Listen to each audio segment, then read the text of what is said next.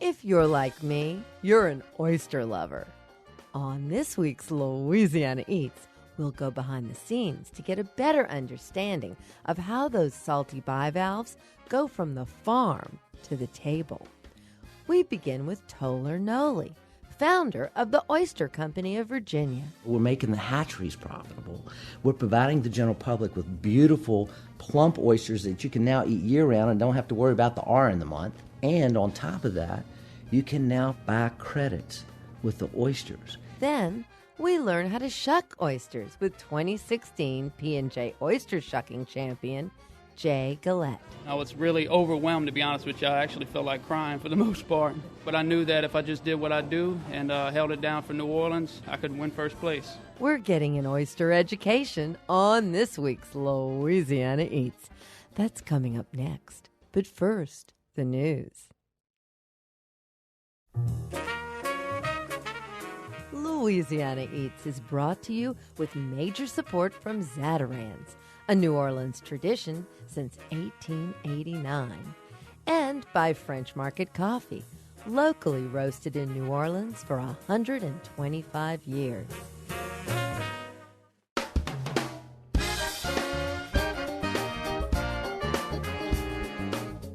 From WWNO New Orleans and our studios in the Southern Food and Beverage Museum, this is Louisiana Eats.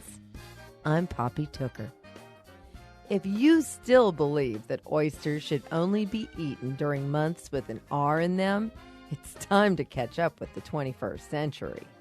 Today, oysters are eaten year-round, made possible through the highest safety standards of governmental food screening and strict regulations regarding refrigeration. This week, we're going to put you in the mood for oysters, not just from Louisiana, but also from Chesapeake Bay. Tolar Nolley, founder of the Oyster Company of Virginia, fills us in on how he has single-handedly helped restore the population of Chesapeake Bay's indigenous oysters. Then we meet another Virginian, Deborah Pratt, also known as the Black Pearl. Oyster shucking has taken Deborah all over the world to compete in and win shucking competitions. But here in New Orleans, a South Louisiana boy trumped the Black Pearl in this year's P&J Oyster Shucking Competition. We'll get a lesson in shucking from Jay Gallet, the current reigning oyster shucking champion. So let the shucking and the slurping begin on this week's Louisiana Eats.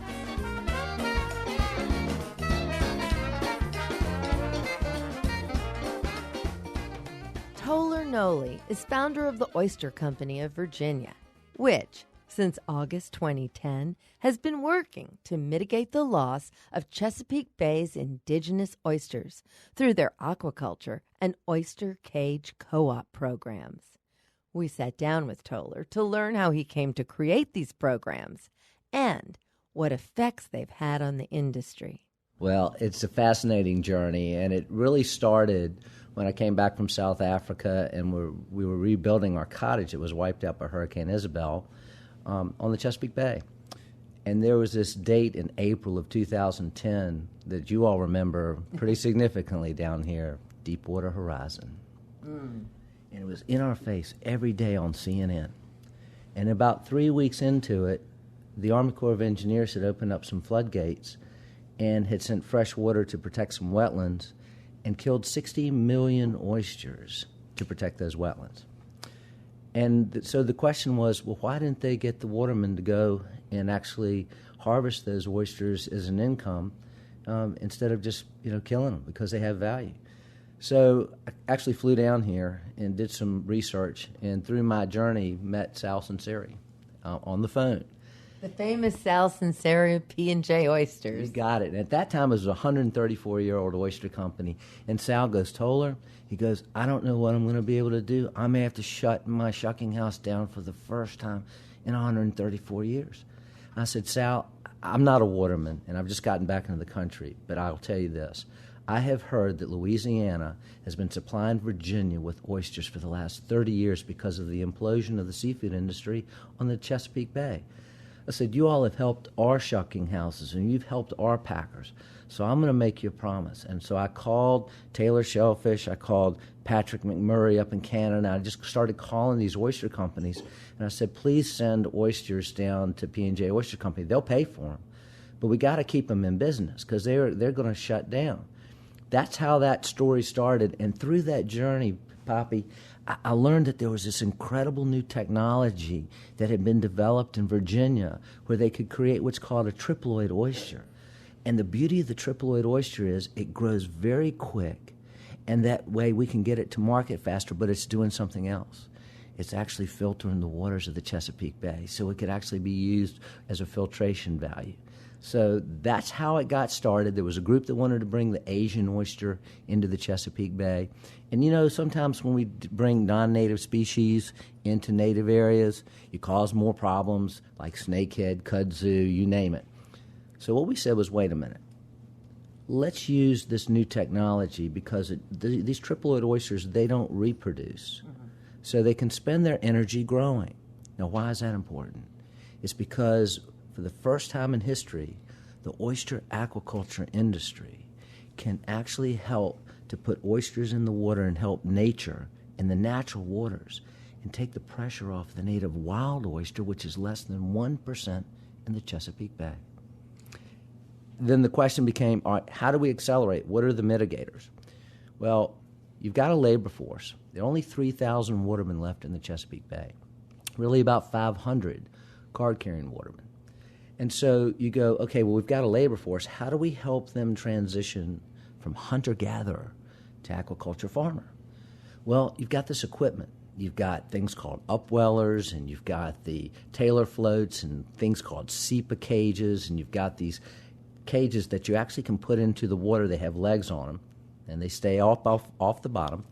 And they're designed for a reason to protect the oyster seeds as they're growing, but it does something even more amazing. And that's that it actually provides for other fish in reef habitat to hide and to grow. So you get little crabs, the creel, you get the other little fish. And so it's like a mini reef. So all of a sudden we're saying, okay, well, if we can accelerate this equipment and give that to the watermen under a co-op, then we'll be able to accelerate the hatcheries and make them profitable, help the watermen transition, and we can create these beautiful oysters that we can bring to market in 1 year instead of waiting 2.5 years to get a 3-inch oyster. And it's not just the meat that you're eating. You've got the shell. And the shell is a wonderful commodity because we found out that over the hundreds of years we've been taking the oyster out of the water, and what were we forgetting to put back? The shells. The shells. And the shells are not only for the substrate material for striking additional oysters, but it's also calcium. Calcium is a buffer to acidification. So when you think about the acid rains, or if you believe in climate change, and if you believe that all these things are happening where, you know, you're changing the pH value, well, if 85% of the world's oyster population has been depleted and it's calcium, then don't you think if we put more oysters back in the water that we'll be actually helping to provide balance for the pH? So I looked at this model and I said, okay, if we not only sell these cages to the public and to say, you can underwrite a cage one time, and whether you buy one or you buy 1,000 for $175, we will co-op that cage with the watermen in the Chesapeake Bay and all the different watersheds. And we'll thank you by shipping you 2 dozen fresh-packed Virginia oysters from one of the 7 regions, soon to be 8, once a year for 10 years. And you'll have access to additional oysters at co-op prices.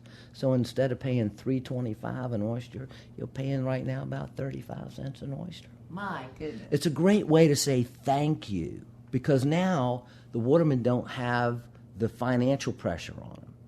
And they can now transition from a hunter-gatherer aquaculture farmer. We're making the hatcheries profitable. We're providing the general public with beautiful, plump oysters that you can now eat year-round and don't have to worry about the R in the month. Right. And on top of that, you can now, for the first time in history, buy credits with the oysters. And you're helping to accelerate the value-added proposition that the oyster now provides, not only for eating the oyster, but it's helping to mitigate nitrogen and phosphorus. It's bringing real balance back into the Chesapeake Bay. And in a delicious way. You got it.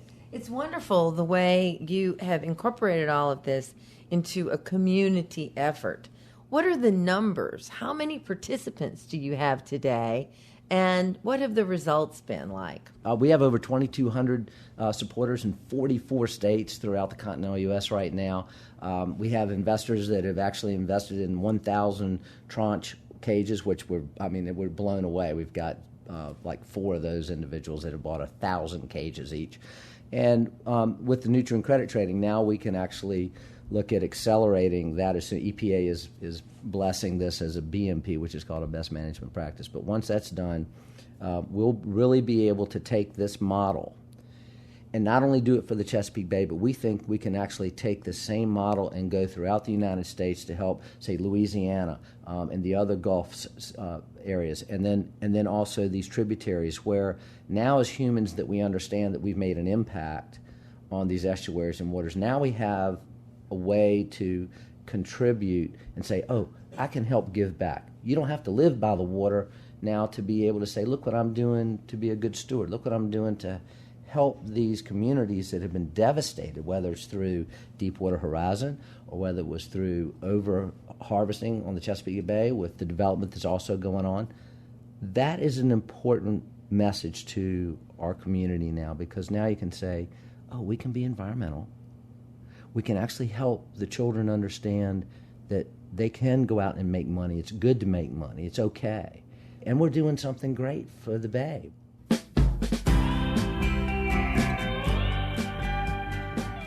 Tolar Nolley, founder of the Oyster Company of Virginia.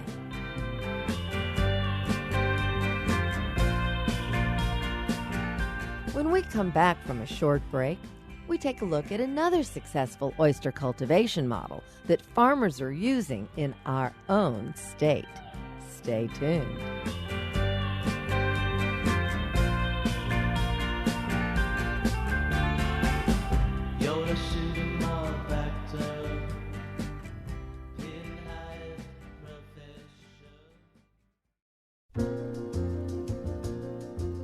I'm Poppy Tooker, and you're listening to Louisiana Eats, edible content for Louisiana food lovers.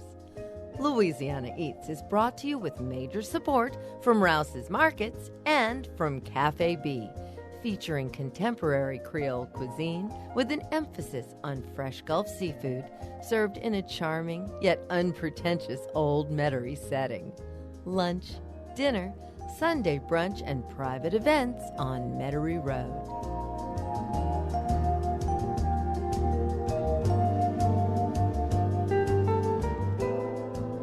Thanks to successful lobbying that eased regulations previously hampering innovations here in the state, the Louisiana shellfish business has evolved rapidly.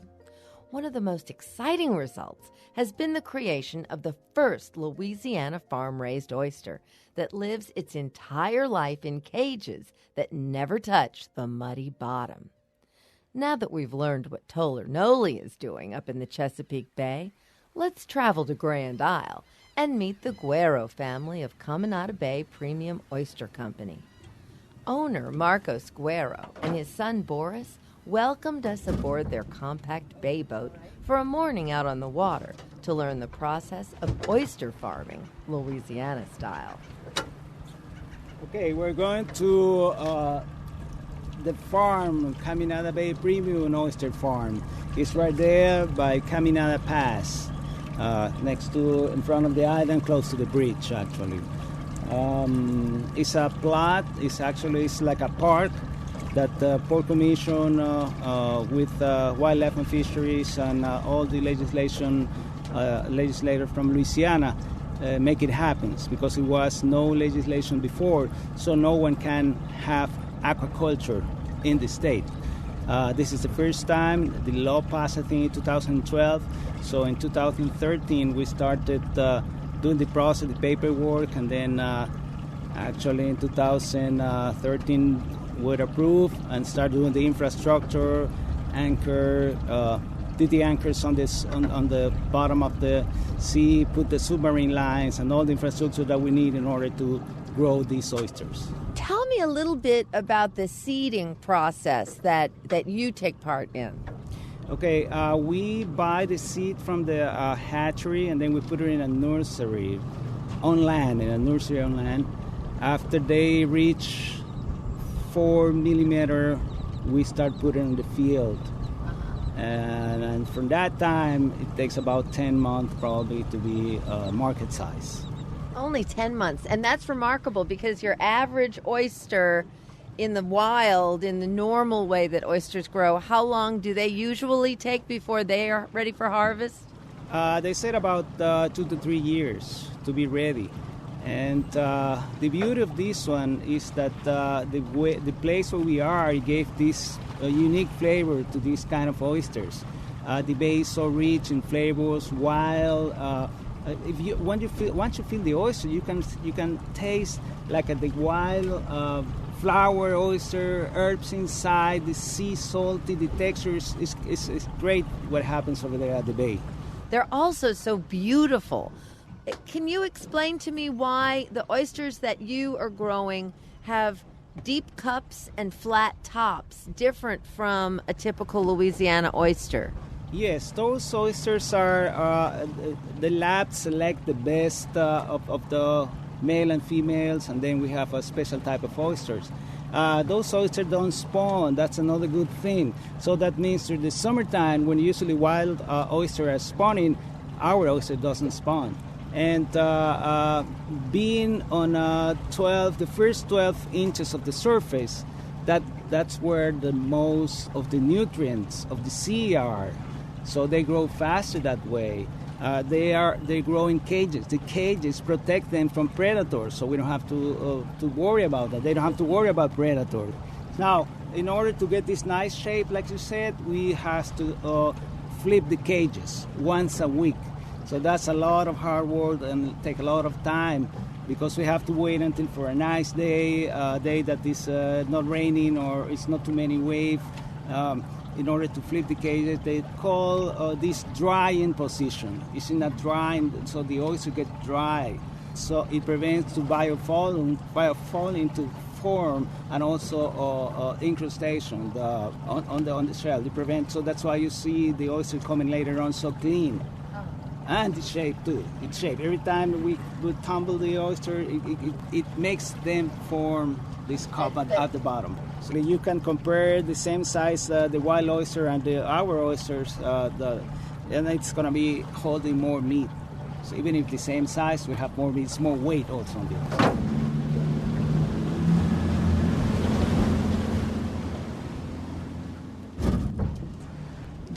As the boat slowed down and we began our approach to their underwater farm, I noticed several black devices about 2 feet in diameter floating on the clear water.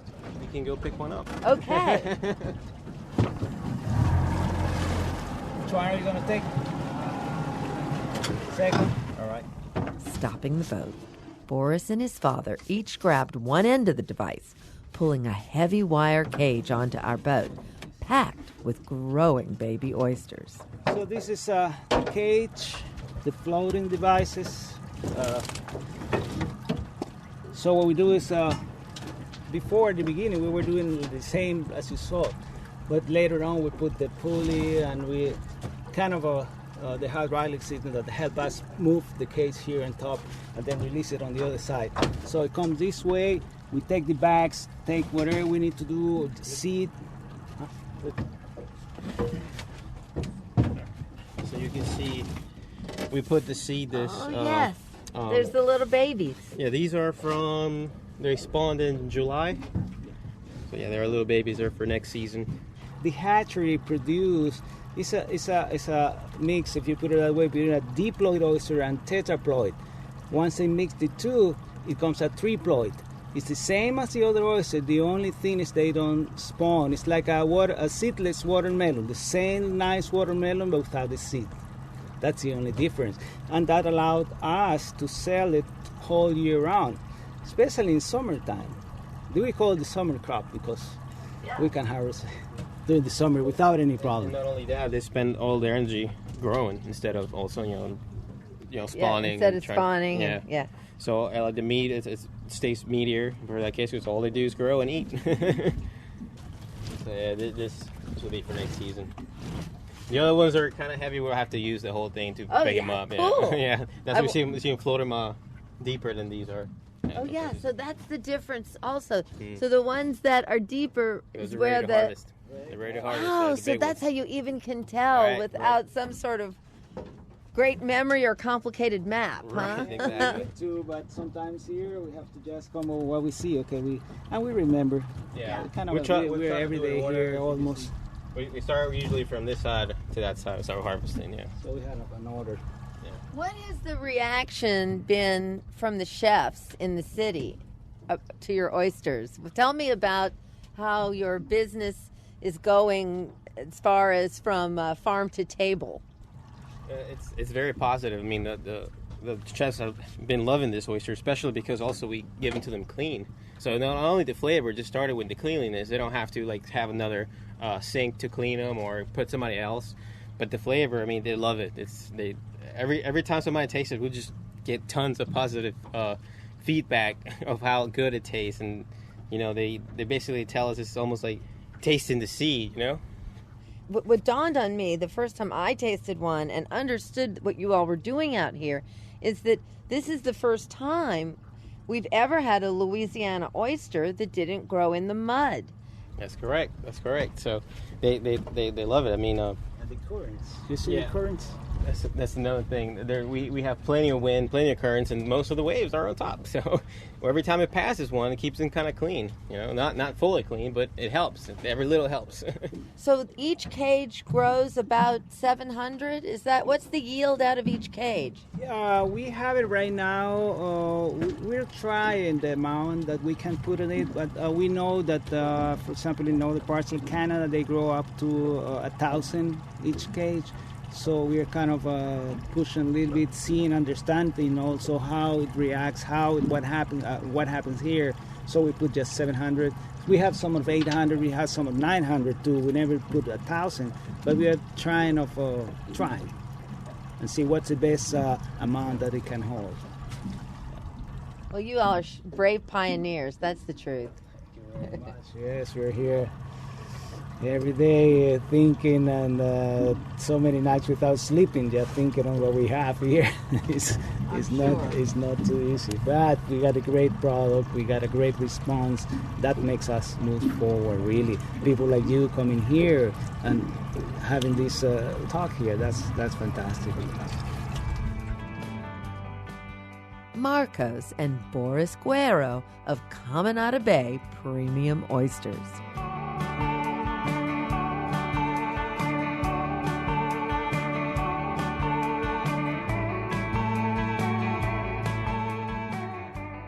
It's not every day that hard-working oyster shuckers get the limelight, but every year during the New Orleans Oyster Festival, shuckers become celebrities as they compete for the title of Best Oyster Shucker. This year, the Desire Oyster Bar hosted the preliminary trials of the oyster shucking competition. Intrepid oyster shuckers from across Louisiana, and even a couple from Florida and Virginia, flocked to the French Quarter for a chance at the title. Amid the clamor and the clangor of oyster shells hitting trays and fans cheering on, producer Sarah Holtz gathered the sounds of the competition and sent us this postcard. Hello, folks. Welcome to the 2016 New Orleans Oyster Festival P&J Oyster Company Oyster Shucking Preliminary Competition. Hello, my name is Timbo Joseph. I am an oyster shucker at Grand Isle Restaurant. About 2 years now, so I'm a rookie, sort of new to it. This is actually my first contest, so a little nervous, no pressure. I'm excited, test my skill against other fellow oystermen, so I'm looking forward to it. My name is Honor Allen. I'll be representing the Hunt's Oyster Bar at Panama City, Florida. And pretty much shucking oysters up there at the bar. I've heard a lot of talk about, some of the best oyster shuckers being over here in Louisiana, and I'd really like to push myself to be around the best. So here I am. I've competed 4 or 5 times now. It's a lot of fun. It's one of the biggest adrenaline rushes you can have. Paul from Redfish Grill. I've been with the company 17 years, so. This lady here just flew in from Virginia. Her name is the Black Pearl. Oh, yeah. My name is Deborah Pratt from Virginia. I represent Havana in Jamaica, Virginia. As I turned around and looked, I have a lot of young men to go against. So I got to do my best to try to beat them. I feel really good. I'm great because I enjoy competing against all men. So that's my goal, is to pick them out and go ahead and rock the boat. My name's Haley. I'm a sous chef over at Kingfish on Conti and Charters. And I used to formerly opened up Pesh. I helped work there, and so that's kind of where I got good at shucking Louisiana oysters. Previously, I was at in Seattle at a few different places, and actually even shucking a little bit in Minneapolis. So, yeah, I just kind of wanted to see how I fare against the Louisiana gentlemen, because they're kind of the best in the world. So, you know what? Working in New Orleans, you kind of get used to being surrounded by that many men, so I don't let it bother me that much. If I let men intimidate me, I'd spend my entire kitchen career in a corner somewhere, and I don't want to live like that. So I just pull my pants up and get it done the same way they do. All right, are we ready? On your marks. Get set, go. All right, we got 2 minutes here. These guys are shucking, not only for speed, but also for precision. Unbelievable, nice and plump. And whoever said that oysters aren't good in the summertime? Talk to me, Mo. 5 different sauces. 5 different sauces. I'm coming to represent my co-worker, Julia, right there. The little cat right there. He the best in the world. Watch him. Watch his footwork right there. Watch him hand work. Yeah, that's what I'm waiting on right there. We got to win this thing. It's a place called Oysters for Life. From Virginia, we got Deborah Pratt. All the way from Virginia. She's also known as the Black Pearl. And I'm going to try to knock these oysters out, let these guys know how this thing is really done. I'm going to drop them like it's hot. Bang!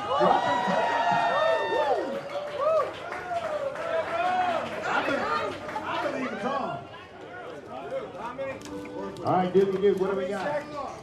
3, 2, 1. Hands up, hands up, hands up. All right, big round of applause for round 2.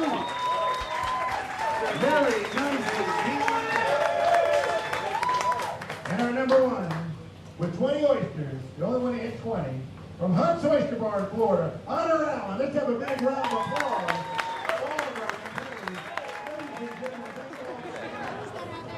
It went well. I got 12, but I didn't get 5 of them quite completely detached from the shell, so I only ended up with 7 usable ones.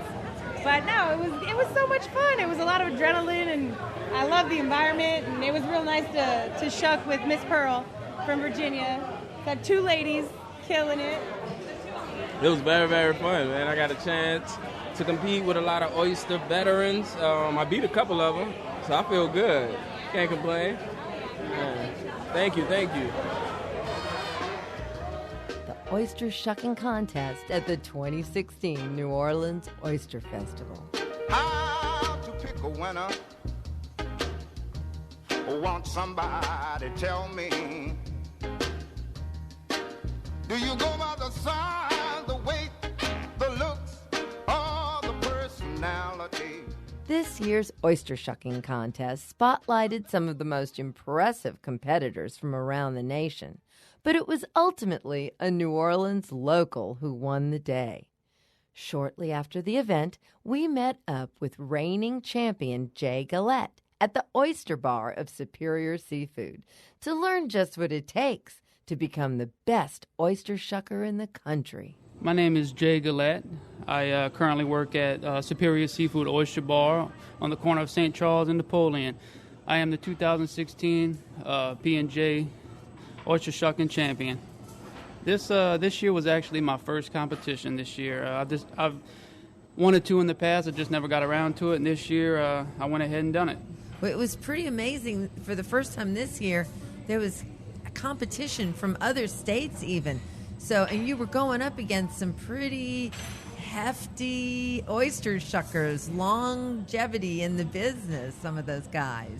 That's right. I mean, For the most part, there was a little pride involved. I mean, there were some people from, I think, Virginia, Florida. The guy from Florida was supposedly the Florida state champion. So it was a little nerve-wracking, but I knew that if I just did what I do and held it down for New Orleans, I could win first place. How long have you been shucking oysters? This year will make exactly 10 years I've been shucking. Before that, I was involved in the oyster business, catching them. My family owned the oyster business when I was a little boy, and when I got older, 18, I went and started on the oyster shucking bars. So you get oysters in your blood. Correct, my whole life. Well, give us a once-over of your technique. Walk us through how you shuck an oyster. Well, how I shuck it, and there's several ways to shuck it, is the back hinge method. You put the top bottom, which is the bowl side down, and the plate side up. And what you want to do is you want to go in the back hinge at about a 45-degree angle and find a little sweet spot. And you wiggle your knife until you get your knife in there. You can pick it up. You should be able to pick your knife up, and the oyster's still hanging on the knife. All you do is you give it a little wiggle, pop. You turn your knife side. I turn my knife sideways. Hold the back hinge open with the thumb. I slide my knife forward to the abductor muscle, scraping along the top shell, releasing the abductor muscle, and I just go along the bowl side under the abductor muscle and release that part of the meat. Now you have a nice, clean, cold oyster you can slide right off into your mouth. That's absolutely perfect. And having been one of the judges in the preliminary contest, I know that part of the detachment of the oyster from the shell is what really was an issue for some of the other shuckers. Yeah, it was actually a big issue for me because in the preliminary rounds, my nerves got overworked. In the first few I shucked, I was a little shaky. And the first 3 I shucked, I actually didn't cut the eye completely. And then after that, I realized, okay, I know I can make it as long as I keep all these eyes cut. I didn't want all my oysters flipped over, knowing I had what it took to make the competition. So I went ahead and finished off cutting all the eyes complete, and I wound up getting 16 oysters for the preliminary round and shucking 19 in the final competition. So tell me, what was it like the moment that you realized you'd won? And how many did you win by? What was the next number? The next number, I shucked 19 for 19, so none of my oysters got turned over. I cut 19 bivalve, perfectly shucked oysters. I think second place was 16 oysters. The moment I realized I won, I actually counted the guy from Florida. He had 19 too, but he didn't cut them completely. So once I knew I had a chance of winning. It was a lot of nerves going on. I was really overwhelmed, to be honest with you. I actually felt like crying for the most part. Who was there to support you? I had a few of my customers there. I actually had some people from out of state that my wife met, who she convinced to vote for me. My wife was there. My little boy was there. So I had a little group, cheering me on. What was the reaction of the crew here at Superior Seafood when you brought home the first place prize? Well, that was the thing. Before I went over the days leading up to it, everyone's, oh, you're going to win, man. You know, they were really, really pushing for me to win, so it was a lot of pressure. I knew I could win. It's just I had to do my thing. In the preliminary rounds, I overthought it too much and tried to go too fast. And then I realized, okay, I looked at my mistakes and realized I didn't need to do that. I just need to do what I do every day, and it wound up working out for me. What about equipment? Do you favor one type of oyster knife over another? Well, I actually make my own knives, wooden handle knives. It's good to have 3 or 4 different types of knives. You want to have, because there's different types of oysters, right? So you want to have a skinny knife for smaller, flat oysters. You want to have a thicker blade for bigger oysters, and it's all a preference thing, but you try different knives and see which one cuts the cleanest oyster for you. That's what I would recommend. So, Jay, do you eat oysters every single day? I try them when we get a new batch in, just to make sure the meat's there, the taste is there, the sweetness, the saltiness. That way I can be honest with my customers when they come in. Because during the summertime, a lot of people are a little skeptical about eating oysters because they believe an old myth that the oysters aren't as good in the summertime, and that's just not true. So I make sure I tell the truth. That way if I tell them they are salty and they try them and they're salty, they know they can believe me. They can trust the oyster shucker, because somebody's going to say, they're salty even if they don't try them, and the customer's going to find out and they're going to stop coming to the oyster bar. So honesty is the best thing, because you can mask the saltiness with cocktail and horseradish and everything. You can deal with the taste. So as long as you're honest, the customers will respect that and they'll keep coming back. So that's what I do. I'm just honest with the customers. On a really busy day, Jay, maybe Mardi Gras parades are going by or something like that, how many oysters do you shuck when you're really busy? When I'm really busy, speaking of Mardi Gras and things, I'll shuck about 30 to 35 sacks, 100 count in each sack. So it's about 3,000 to 3,500 oysters every day for a busy seasons. Well, I'd say you sure get enough practice then. It's a lot of oysters. It's tough work. You just got to be consistent and keep on going. Well, I just want to say big congratulations on your amazing win, and here's to next year. Yeah, I hope to be there, Lord willing. I'll be there next year in 2017.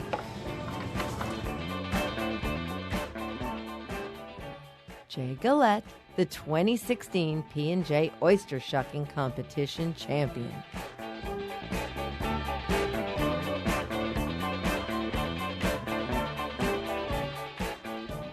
What is the best way to fry an oyster?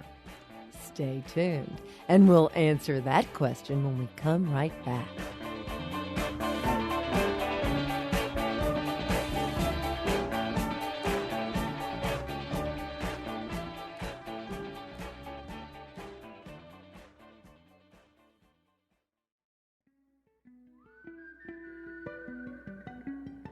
I'm Poppy Tooker, and you're listening to Louisiana Eats, edible content for Louisiana food lovers. Louisiana Eats is brought to you with major support from Popeye's Louisiana Kitchen, Zatarain's, and by French Market Coffee. Every premium blend of French Market coffee contains a richness that can only be called New Orleans bold. Made from the finest beans, slow roasted in small batches, only one coffee captures the bold flavor of our one-of-a-kind city. French Market Coffee. New Orleans bold.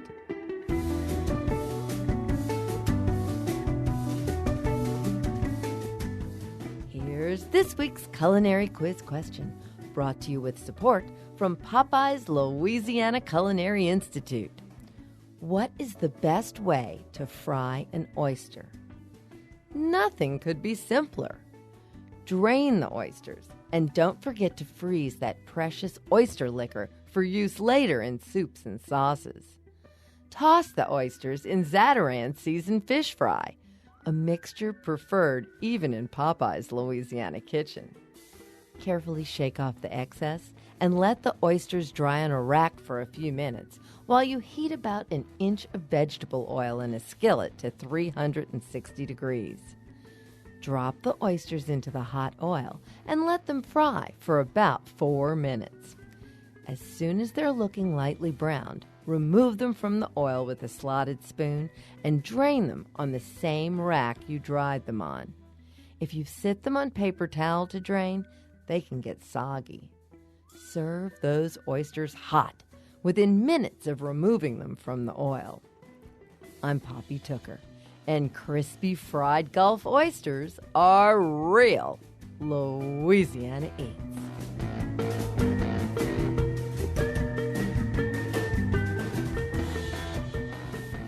Now that you've got those perfectly fried, crispy oysters ready to eat, what are you going to serve with them? Lots of people like their oysters with cocktail sauce, but I'm a tartar sauce kind of girl. Homemade tartar sauce is so much better than anything you're going to buy off of a grocery shelf, and it's so quick and easy to make. Of course, you could start with freshly made mayonnaise, but your favorite brand from the jar will do just fine. Spoon about a cup of mayonnaise into a mixing bowl, whisk in the juice of 1 fresh lemon and a couple of dashes of your favorite hot sauce. Add a tablespoon of coarsely chopped capers, 3 or 4 finely diced dill gherkins. Gherkins are tiny dill pickles that are always very crisp, adding texture to your tartar sauce. And add 1 finely chopped green onion. I use the green part only in my tartar sauce because I don't want the onion flavor overpowering it. Then, refrigerate the tartar sauce until your fried oysters are ready to serve. Fresh tartar sauce will stay fresh in the fridge for about 5 days, And boy, is it good. I'm Poppy Tooker, and you're listening to Louisiana Eats.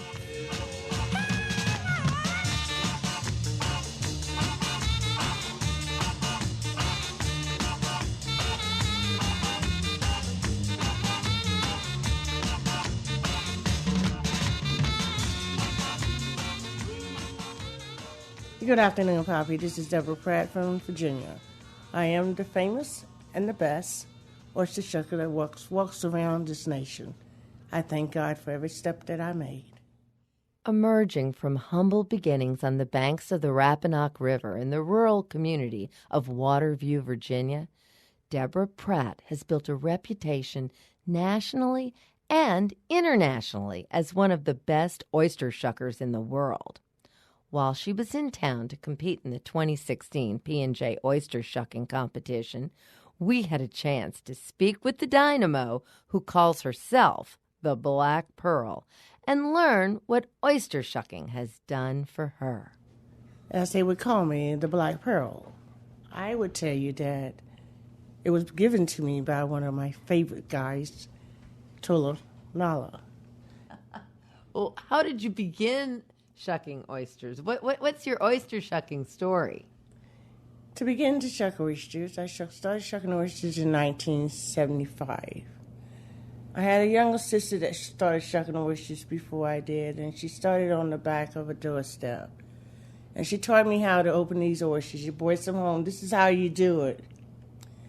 And I kept saying, no, I don't want to do this. So I began to work, got up one morning and went to this oyster house that held 75 people. We stand up all day long.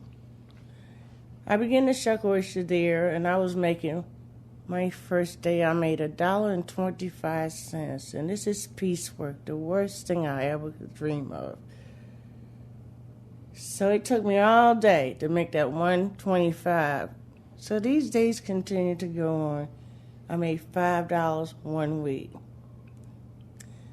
And then I never gave up. I went back. Every day I would go. And I finally got to where I made $25 a week. And then one day, this guy that was working beside me, he said, Deborah, I think you should get in the competition and go to Maryland. You can beat the Maryland women. And I said, no, I can't do that. I don't think so. So he said, I'll get you a glove and I'll sharpen your knife. I thought about it, you know. So my sister and I, we took our kids to the soccer field and said, can y'all watch our kids till we get back? And we ran over to Urbana to where they was having an oyster contest. I entered my first time. And knowing that was 1983, I won. And if you win the state, you're entered into the international, which is St. Mary's County. So in October of that year, we went to Maryland.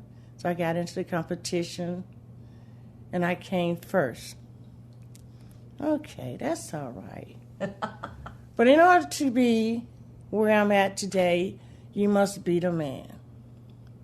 And it took me 10 years to be number one. When I'm saying 10 years, I've been going to Maryland for that 10 years. In that 10 years' time, you have to shuck oysters as fast as you can, as pretty as you can. And the thing about me is learning how to shuck. And the thing about that is presentations mean a whole lot. So, you work on your skills, you study the oysters. And in 1993, I finally won to go to England, which is England. It's in Galway Island is where the world is held. So my first year there, I came third. And then I came back, and I went back. I went in 93, 94, and 95. In 95, I came second. In 97, I came second. So they consider me the fastest woman because no woman had gone into England and won a competition. So I said, oh, well, I did well. And from this day forward, I've been traveling. I've been going different places like Boston, New York. I've been to Florida. Then here I am in New Orleans. You saw who I was yesterday. I was one of the women who like to talk trash to the guys. The guys are my favorite people, and they are number one in my life because I run with the men's. Only time I might meet one later, like yesterday was the first time I met this young lady here in New Orleans. I met one in Connecticut. You don't see many women competing out there. So it makes it kind of tough. So I say I run with the men's, and I run with the best. And I'm not going to tell anybody. I never come last. I'm going to either be first, second, I'm going to be in between you. But I never let you intimidate me shucking oysters. And yesterday was a fun thing. Louisiana oysters are much tougher to get into. One reason I can tell you why they are hard for me, because the water is warm here. Now, if you'd have sent them oysters to Virginia, I guarantee you I would have gotten in. Because the oysters used to be colder there, because they set up in their freezer. And I had shuck oysters from Louisiana, Mississippi, Texas, and Virginia and Maryland. These are the states I shuck every oyster that is. So I really enjoy shucking. I really enjoy when I teach people how to open oysters. And as you notice that I don't come from the hinge. I think I better go to the hinge because them guys be popping. But, you know, I have had a lot of fun. And my dream is to continue to shuck oysters. And I'm teaching other people how to open my way, and they find out, oh, that's a good way, because the oyster look better, very clean. And that's one of my goals, is teach people not to go from the hands, to come from the lip of the oysters, to have a better knife. Because like they say, we have a lot of farm-raised oysters are being produced in the States and sent around the world now, and people cannot use those big knives to get in. They have been sending them back to the company and said, we can't open these oysters, so they use me to show you how to get in. Well, I'm fascinated, for one thing, because obviously your whole career has been spent shucking in commercial oyster houses. And down here, when people think of oyster shuckers, the oyster houses and the shuckers who work there are really almost invisible people. But we have a big visibility of oyster shuckers at oyster bars all across the South, everywhere. So have you ever ventured into the oyster bar situation? I had never been in an oyster bar, and you have a true fact about that. And I'm trying to teach young people that's in college. That's a job for everybody. If you can learn how to open oysters, you can go into any bar around here to open oysters. And they look at me like, I said, sure, if you learn, that's a quick $1 for the weekend. And I said, no one's have to be behind you. All you got to do is go in a bar. I said, not to go to drink now, go to shuck. Well, I am so honored to meet you, and it was really a treat to have the Black Pearl come visit us here in Louisiana. Yes, I enjoy shucking oysters. But the last motto, I must tell you, I do not eat oysters. You don't eat oysters? I do not. I've heard everything now. I do not eat oysters. You just don't like the way they taste? Just don't like them at all. Well, you are really somebody to know, and I am so tickled to have met you. Thank you so much. And let's stay in touch. Congratulations, and on to your next big victory. I will return here. I'm coming back. Okay. I shall return. We'll see you when you return. Thank you so much. Nice to meet you, Poppy.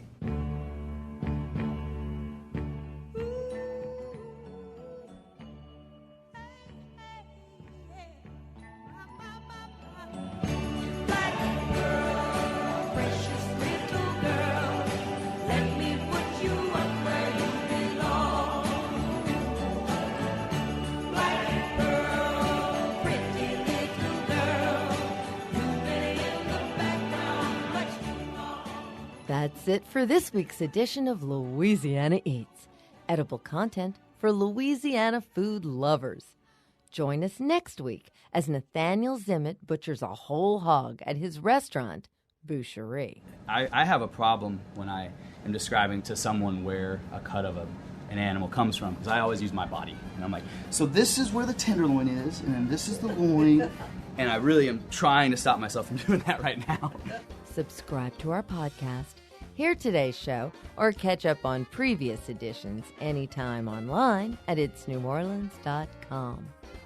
Louisiana Eats is made possible with major support from Popeye's Louisiana Kitchen, Zatarain's, French Market Coffee, and Rouse's Markets. Additional support for Louisiana Eats is provided by the Shreveport-Bossier Convention and Tourist Bureau, by Dickie Brennan's Bourbon House, from oysters to redfish, serving fresh Gulf seafood on Bourbon Street. Also home to the city's largest American whiskey and bourbon collection. And by Tujak's Restaurant, home of America's oldest stand-up bar, now celebrating 160 years on Decatur Street. Original theme music by Johnny Sketch and the Dirty Notes. Big thanks to producers Joe Schreiner, Sarah Holtz, and Reggie Morris. Come visit us anytime in our Louisiana Eats studios at the Southern Food and Beverage Museum. I'm Poppy Tooker. Louisiana Eats is a production of WWNO and the University of New Orleans.